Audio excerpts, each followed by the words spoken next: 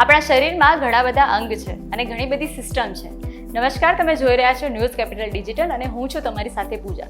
ત્યારે આજે વાત કરીએ ગટ હેલ્થની. તો શું હોય છે ગટ હેલ્થ અને ગટ હેલ્થ હેલ્ધી રાખવા માટે, સારું રાખવા માટે તમે શું કરી શકો?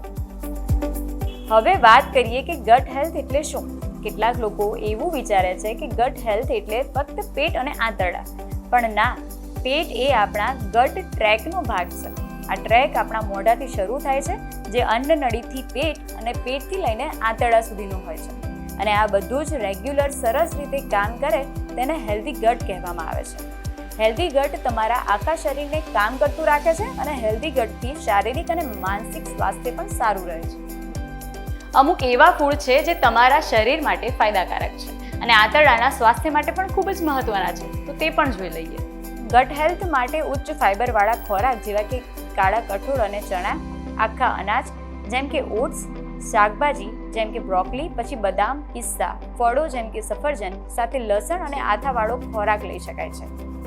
હવે તમારા આંતરડાના સ્વાસ્થ્ય માટે તમે શું કરશો? 1. તમારું સ્ટ્રેસ લેવલ ઓછું કરો અને તણાવ ઘટાડવા માટે યોગ અને પ્રાણાયામ કરો. રોજ થોડું ચાલો, વ્યસનથી દૂર રહો અને હસતા રહો. 2. ઊંઘ પૂરી કરો. ઓછામાં ઓછું 7 થી 8 કલાકની ઊંઘ લો.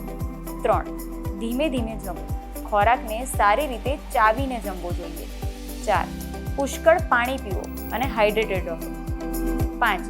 ડાયટમાં પ્રોબાયોટિક્સ લો. આ એક પ્રકારના ફાઇબર છે જે આંતરડામાં સારા બેક્ટેરિયા વધારે છે અને આંતરડાને નુકસાન થતું પણ બચાવે છે. 6. તમારા ડાયટમાં ફેરફાર કરો.